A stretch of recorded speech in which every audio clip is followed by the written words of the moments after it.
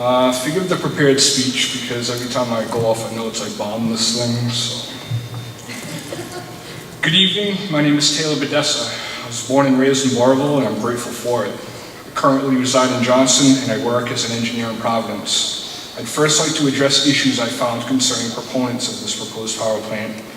Invenergy claims it will be the town's largest taxpayer, but they didn't say it's purely in property taxes due to the sheer amount of land it will occupy, over 200 acres. Now, I personally have nothing against unions. In fact, my brother is a sheet metal union in Massachusetts. However, I have to say, working hard, feeding your families, that's not a union-exclusive sentiment.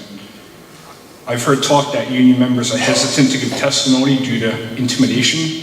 Yet on the other hand, there are paid union reps, admittedly getting paid to speak on their behalf. I've heard criticisms due to lack of expert testimony against a proposal, but in this day and age, internet, smartphones allow us all to be experts if we choose to be. A selling point for this project is bringing hundreds of jobs into the state, but what's not said is that these jobs will be temporary and unionized, and in fact, only 26 permanent jobs will have been created. Highly trained and compensated jobs, I'm sure. I doubt these jobs will be filled through Burrillville's available workforce. Another common argument I've heard for this project is the need for a reliable energy source, because the sun doesn't always shine, the wind doesn't always blow. I swear to God, if I hear that one more time. That's not the way renewable energies work. If I have to explain the operation behind electrical capacitors to these trade union bigwigs, I'd be happy to. That just tells me. If I did have to do that, however, it tells me that our state has even bigger problems than our energy derivation. As far as the need for the project, it's not a foregone conclusion it's even needed. We're nowhere near close to running out of electricity in the United States, and even if we were, slapping a second fossil fuel burning power plant in Burrillville, a town most known for its rural environment, is not the answer. The term national grid truly does mean a national grid. We can easily draw electricity from neighboring states if the need were so dire. In fact, there are power companies in Canada and on the West Coast producing electricity right now that cannot find buyers. Naturally, as technology and energy efficiency improves, the need for more electricity goes down.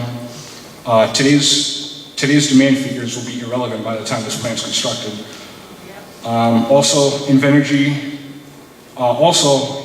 producing power does not mean they can sell the power. It's, honest to God, it's astounding to me how, according to Invenergy's own informational literature, this plant will use 136,000 gallons of water per day, and yet this project is still moving forward without an approved water source. As it pertains to the environment, fracking itself is questionable. Non-standardized toxic chemical mixes injected over a mile into the Earth's surface, extremely high pressures, to break apart shale to release natural gas, small amounts of natural gas. It's inefficient and almost always comes with seismic consequences. The technology has only made its greatest strides in the last 2 decades. It's not even a proven long-term process. Many countries and many US states have banned it completely, and more than one presidential candidate has vowed to end it nationwide. Other countries with far less resources are running way more sustainably than us.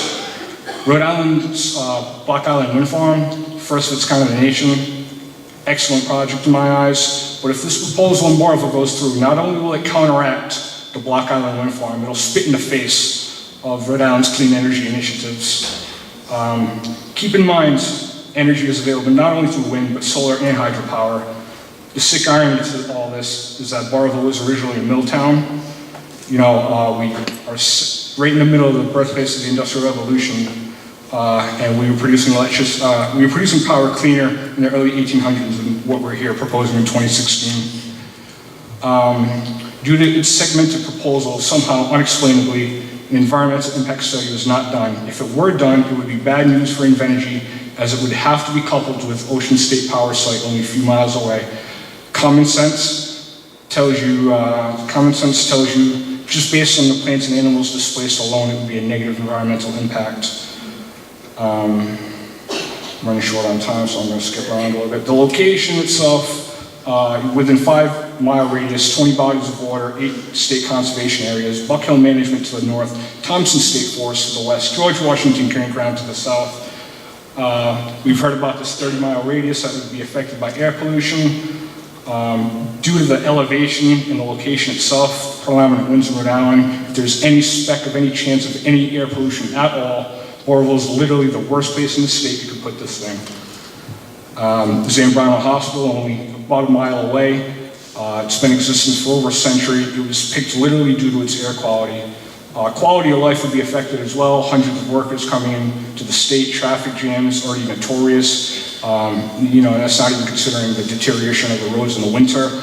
Emergency preparedness would be inept with all our villages operating under volunteer fire rescue with no hazmat capabilities. Common sense say that property values would be negatively affected.